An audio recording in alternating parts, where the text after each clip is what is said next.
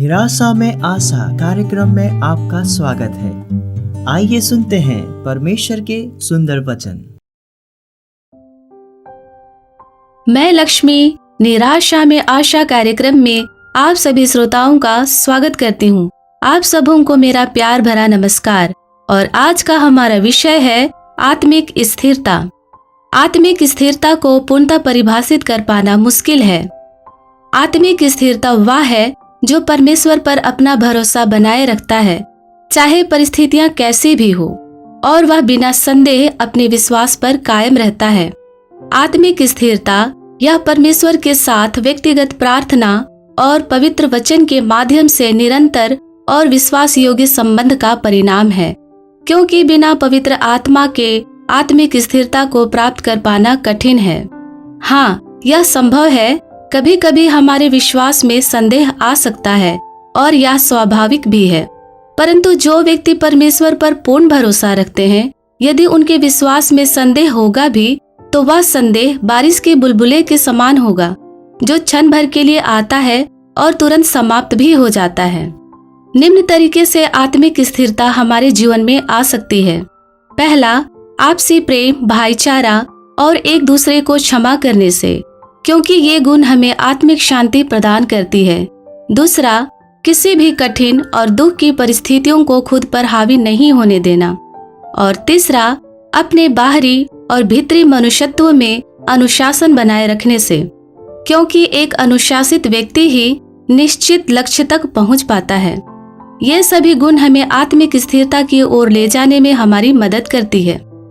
पवित्र शास्त्र बाइबल यूहन्ना 16 का 20 और 33 वचन इस प्रकार कहता है, मैं तुमसे सच सच कहता हूँ कि तुम रोओगे और विलाप करोगे, परंतु संसार आनंद करेगा। तुम्हें शोक होगा, परंतु तुम्हारा शोक आनंद में बदल जाएगा। मैंने तुमसे ये बातें इसलिए कही कि तुम्हें मुझ में शांति मिले। संसार में तुम्हें कलेश होता है, परंतु ढाढ़स रखो, मैंने संसार को जीत लिया है। परमेश्वर के इस वचन के द्वारा स्पष्ट है कि आत्मिक स्थिरता के मार्ग में व्यक्ति के जीवन में कई प्रकार के कठिन और दुख की परिस्थितियां आती ही हैं, परंतु परमेश्वर हमसे ढाढ़स रखने को कहता है। बाइबल हमें बताती है परमेश्वर की उपस्थिति में आनंद की भरपूरी है, और परमेश्वर चाहता है हम सभी उसकी उपस्थिति में बने रहें।